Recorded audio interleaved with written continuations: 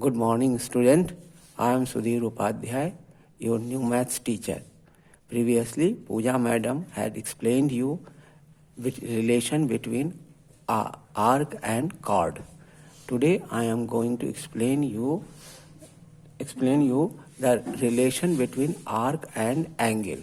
First thing is central angle. Central angle is if any circle, let COR be any circle, then any angle whose vertex is O called the central angle. That is, this is the point O and this is the vertex of the central angle. Then POQ is the angle, central angle. Okay, this is the central angle and this angle is made on the center of the circle. That is why it is called the central angle. Now we can explain the arc in terms of this central angle. We can explain the arc in terms of central angle. How? Then minor arc. First is minor arc. A minor arc of a circle is the collection of those points of the circle that lie on and inside the central angle. It means that minor arc क्या है? Minor arc ये पूरा point, ये पूरा arc and inside the point, this ये पूरा अंदर का हिस्सा, ये पूरा क्या है? Minor arc. ठीक है ना. अब इसके बाद मेजर आर्क. तो मेजर आर्क क्या होगा? Major arc of a circle is the collection of point of the circle that lie on or outside of the central angle. This is the central angle. Then this is the major arc. QP is the major arc. If PQ is the minor arc, then QP is the major arc. Then this base QP and all the points inside outside the central angle is called the major arc. This is the explanation of arc, minor arc and major arc in terms of central angle. Okay. Then now this is also explained that length of arc. If measure length of minor arc is less than length of major arc. If central angle is bigger, then the length of minor arc is bigger. And if the central angle is smaller, then length of the minor arc is smaller. जैसे जैसे ये angle बढ़ेगा वैसे वैसे इसकी length बढ़ेगी और एक स्थिति ये आएगी कि ये बढ़ के ये हो जाएगी. ये क्या हो जाएगा? इस सेमी सर्कल डायमीटर बन जाएगा. यही इसका मैक्सिमम एंगल है. ठीक है ना. तो length of the minor arc क्या हो जाएगा? Maximum length of minor arc is this and this are equal. दोनों आर्क का इक्वल होगा. तो ये जो क्या कहते हैं लेंथ ऑफ माइनर आर्क है, ये जैसे जैसे बड़ा होता जाएगा सेंट्रल एंगल, इस लेंथ जो इसका बढ़ता जाएगा और जैसे जैसे छोटा होता जाएगा length of the minor arc छोटा होता जाएगा. ठीक है. अब डिग्री मेजर कैसे निकालते हैं इसका? डिग्री मेजर कैसे निकालते हैं वो देखिए. The degree measure of an minor arc, the degree measure of minor arc is the measure of the central angle. Measure of this angle, measure of the central angle. ठीक है. containing the arc and containing the arc. ठीक है. Major of this angle including this. हम क्या कहते हैं? Degree of minor major of minor arc क्या होगा? जो एक तो सेंट्रल एंगल, ठीक है, और फिर उसके साथ क्या कहते हैं कि ये आर्क का ये हिस्सा ये पूरा इंक्लूड कर देंगे तो डिग्री ऑफ क्या कहते हैं, क्या मिलेगा? Minor arc. And that of the major arc is this angle. It means this 360 minus this total इसकी पूरी एंगल क्या होगा 360 डिग्री। तो इससे इसको 360 डिग्री से माइनस कर दें इसको, तो ये बचेगा। तो ये क्या हो जाएगा, degree measure of major arc, इसका हो जाएगा। Degree measure of minor arc क्या होगा, एक ये एंगल, और जब क्या कहते हैं ये एंगल निकल जाएगा तो इसको अगर टोटल 360 है तो 360 में से इसको माइनस कर देंगे तो ये बचेगा।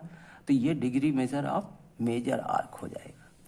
ठीक है, इसको इस तरीके से देखिए कि degree measure of an arc P Q is denoted by measure of P Q, M P Q. ये डिग्री मेजर नोट करने का तरीका है। This is the symbol. Okay, if degree measure of an arc P Q is theta, अगर ये angle theta हो जाए, ठीक है, ये एंगल अगर थीटा हो जाए तो मेजर ऑफ आर्क क्या हो जाएगा, major of arc P Q क्या हो जाएगा, theta degree.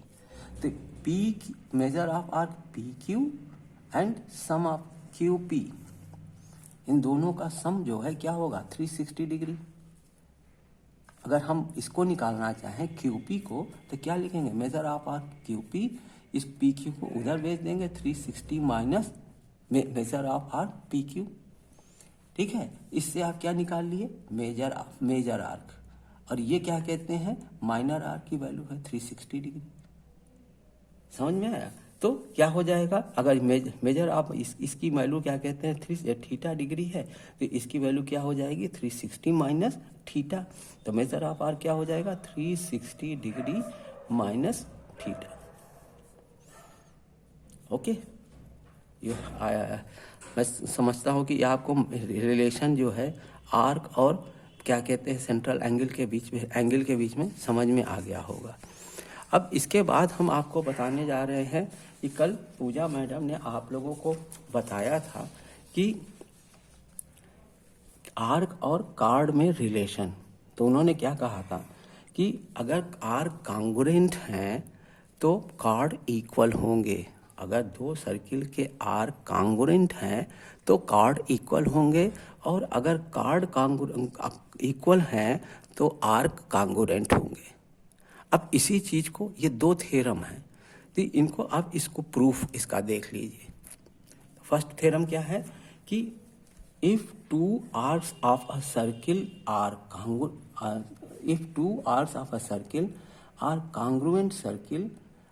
Congruent then the corresponding chords are equal. यहाँ पे क्या दिया है कि आर्क जो है इक्वल है, आर्क जो है इक्वल है, और तो आपको ये दिखाना है कि कार्ड इक्वल होगा, मतलब ये और ये इक्वल, कार्ड ये है पी क्यू और आर एस, तो ये दोनों इक्वल होंगे। ओके, तो कैसे दिखाएंगे इसको। तो देखिए पहली चीज कि ये जो हमने लिख रखा है are congruent circle. Congruent circle का मतलब आप लोग समझ रहे होंगे कि कांग्रुएंट सर्किल क्या होंगे। अगर ये दो सर्किल कांग्रुएंट हैं इसका मतलब इनका रेडियस सेम है। अगर रेडियस सेम है तभी ये सर्किल कांग्रुएंट होंगे, अदरवाइज सर्किल कांग्रुएंट नहीं होंगे। यही बेसिक डिफिनीशन है कांग्रुएंट सर्किल की। ठीक है, तो अगर तो फिर क्या है, सब गिवन क्या है प्रूफ करने के लिए। थ्योरम जो प्रूफ करते हैं हम लोग कैसे करते हैं, गिवन पहले नोट कर देते हैं। तो क्या गिवन है इसमें कि आर्क ऑफ सर्किल कांग्रुएंट है, तो क्या लिख देंगे, हम लिखेंगे arc P Q of circle C O R. C O R जो मैं लिख रहा हूँ ये इसका सिंबल है, किसी सर्किल को डिनोट करने का तरीका है। ठीक है, तो P Q of a circle C O R and arc R S of another circle this C O dash R congruent to circle COR. This circle is congruent to this circle. Therefore, is such that PQ is arc of PQ is congruent to RS. यही given है हमें। Arc of PQ is congruent to arc of RS. Proof क्या करना है कि card of PQ is equal to card of RS. अब आप construction क्या कर रहे हैं कि इसको और इसको मिला दे रहे हैं, इसको और इसको मिला दे रहे हैं। OP, OQ, OR, O dash R and O dash S। अब इसका प्रूफ देखिए कि कैसे इसको आपको प्रूफ करना है।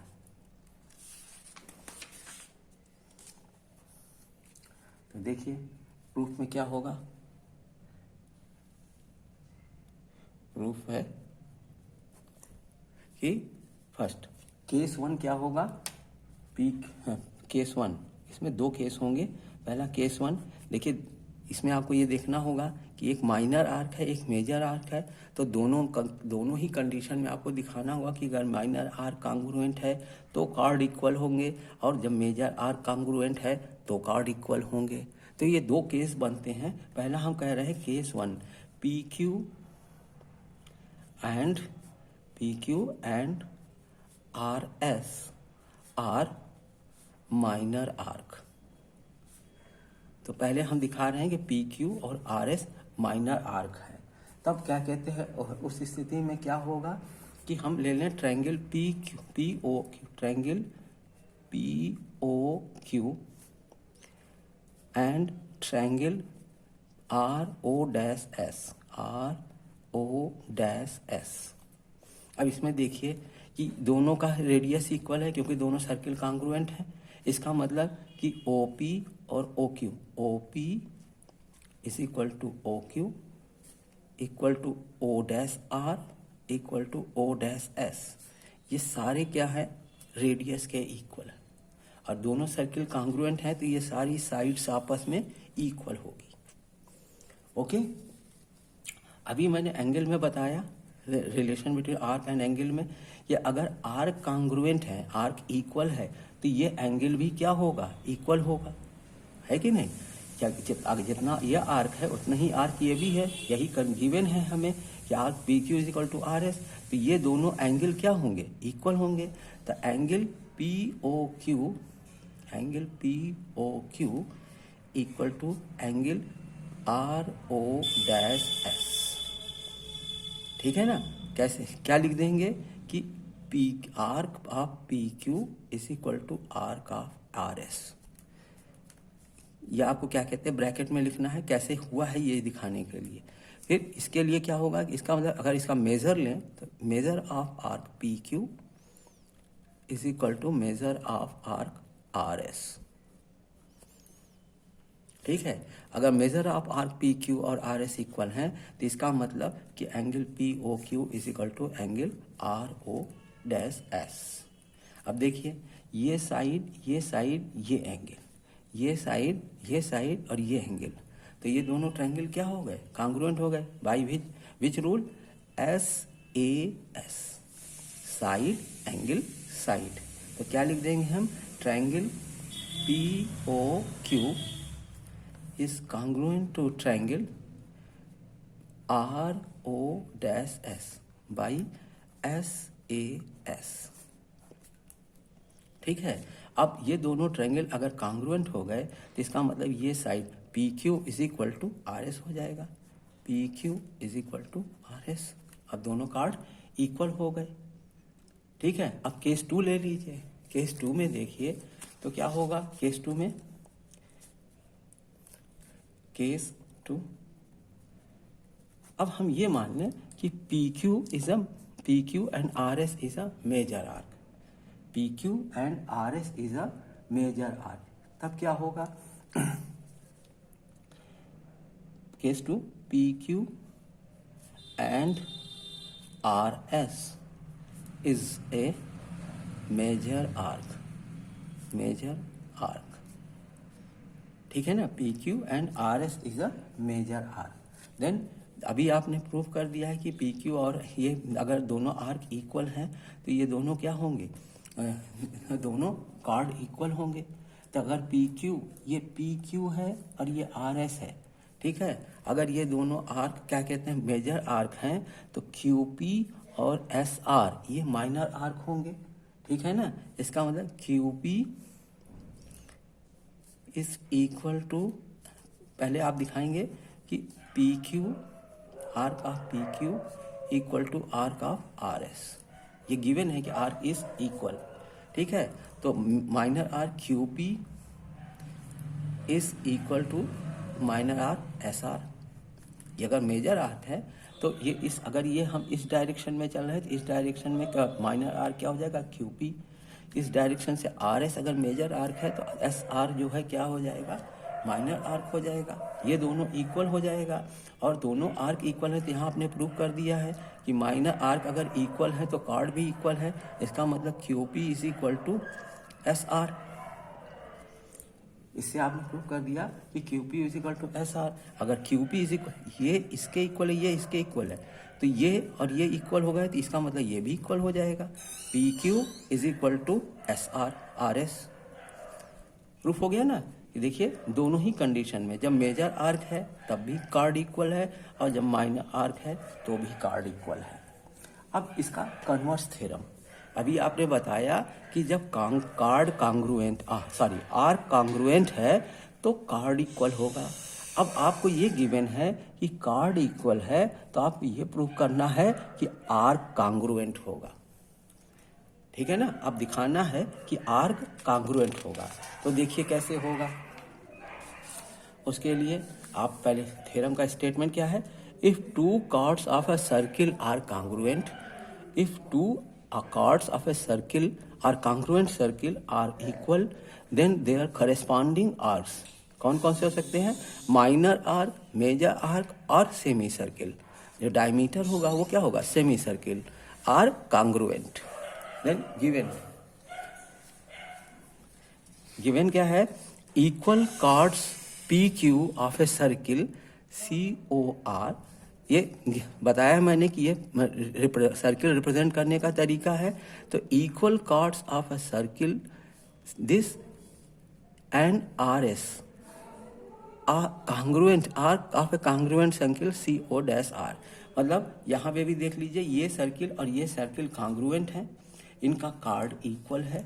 तब क्या कहते हैं कि आपको क्या क्या दिखाना है कि इनके आर्क, माइनर आर्क, ये मेजर आर्क, और एक बनेगा सेमी सर्किल, तो डायमीटर जो बनेगा उसके हिसाब से।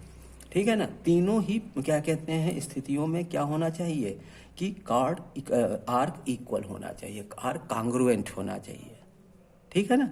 तो आप क्या, ये गिवन है। अब उसके बाद आप क्या दिखा रहे हैं कि हमें प्रूफ क्या करना है, arc PQ and arc RS। ठीक है। अब PQ RS क्या क्या हो सकता है, माइनर या मेजर आर्क या सेमी सर्किल हो सकता है। ठीक है ना। ये दिखाना है कि ये आपका कांग्रुएंट है। कंस्ट्रक्शन आपने क्या किया है, इन दोनों को फिर से रिकंस्ट्रक्ट किया है कि PO और OQ, O dash and O dash S। ठीक है ना। ये दोनों को मिला दिया है। सर्किल दोनों कांग्रुएंट हैं, तो इसका मतलब क्या कहते हैं, इनका रेडियस इक्वल है। इसका मतलब OP, OQ और O डैश R और O डैश S, ये दोनों सब इक्वल है। अब इसमें देखिए 3 केस बन रहे हैं। काहे बन रहे हैं, एक माइनर आर्क होगा, एक मेजर आर्क होगा और एक सेमी सर्किल होगा। 3 कंडीशन बनेंगे। ठीक है ना। तो फर्स्ट कंडीशन में अगर सेमी सर्किल है, अगर हम फर्स्ट केस ले लें, केस 1, PQ एंड RS। ठीक है। PQ and RS are diameter. अगर ये दोनों डायमीटर है तो आप जानते हैं कि दोनों ही कंडीशन में क्या होगा, ये अगर दोनों सर्किल कांग्रुएंट हैं तो ये दोनों ही आर्क इक्वल हो जाएंगे। यहाँ पे ये डायमीटर क्या करता है, diameter divides the circle into 2 equal parts, और दोनों की रेडियस सेम है तो इसका मतलब डायमीटर भी सेम होगा, और दोनों का डायमीटर सेम है इसका मतलब दोनों का आर्क भी इक्वल होगा।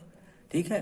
तो arc of PQ is equal to arc of RS। जब क्या है, डायमीटर, सेमी सर्किल है ये, PQ एंड RS डायमीटर। ठीक है ना। अब केस 2 में देखिए, केस 2 में क्या है,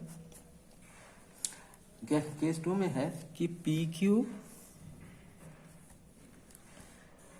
PQ एंड RS, यहां भी दिखाना है कि PQ and RS is a minor arc. अब ये क्या है, माइनर आर्क। ठीक है। अगर PQ और RS माइनर आर्क है तब कैसे प्रूव करें, देखिए हम ट्रायंगल ले लें, triangle POQ and triangle PRO dash S, triangle RO dash S। इसमें क्या होगा देखिए, आपको ये मालूम है कि ये दोनों कांग्रुएंट सर्किल हैं तो इनका रेडियस सेम है, इसका मतलब O P, O Q, O dash R, O dash S सब इक्वल है। तो आप क्या लिख देंगे कि O P is equal to O Q is equal to O dash R is equal to O dash S, these are radius. और ये गिवन है कि कॉर्ड इक्वल है तो P Q is equal to R S, ये दोनों equal है। तो क्या हो गया, देखिए ये साइड और ये साइड, तीनों साइड इक्वल है, ये साइड ये साइड ये साइड, तीनों साइड इक्वल है। तो ट्रायंगल क्या हो गया, triangle P O Q equal to congruent to triangle R O dash S by S S S. By this condition, this triangle is congruent. It means this arc PQ and RS ये भी congruent हो जाएगा। इसका मतलब क्या है कि अगर इसको हमें दिखाना हो तो कैसे दिखाएंगे कि पहले दिखा दें कि अगर ये PQ आर्क PQ congruent दिखाना है, it means POQ angle POQ, this angle and this angle R O dash S equal हो जाएगा। इसका मतलब क्या है कि measure of P Q is equal to measure of R S. अब ये दोनों मेजर इक्वल हैं तो इसका मतलब arc of P Q is equal to arc of R S. Proof हो गया ना। देखिए इससे क्या हो गया कि माइनर आर्क भी इक्वल हो गया। यहाँ मैंने दिखा दिया कि सेमी सर्किल में आर्क इक्वल है, यहाँ मैंने दिखा दिया कि माइनर में आर्क इक्वल है। अब यहाँ पे हम ले लें केस 2 में कि अब केस 3 देख लीजिए। केस 3 में क्या होगा, केस 3 में क्या होगा, देखिए केस 3 में कि अगर हम पी क्यू, इसको सामने रख लीजिए। केस 3 में हम ये दिखा रहे हैं कि P Q and R S is a major arc, is a major arc. ठीक है, अभी हमने प्रूव किया है कि माइनर आर्क इक्वल है। माइनर आर्क या आपको गिवन है कि P Q is equal to R S, chord equal है। ठीक है, कॉर्ड इक्वल है, इसका मतलब कि अगर P Q R S equal है तो क्यू पी एस आर भी इक्वल होगा। कार्ड को चाहे इधर से देखिए, चाहे इधर से पढ़िए और चाहे इधर से पढ़िए, तो क्या हो जाएगा, Q P is equal to S R. ठीक है ना, ये क्या हो जाएगा कि Q P is equal to S R. अब इसी का हम मेजर ले लें कि मेजर ऑफ आर्क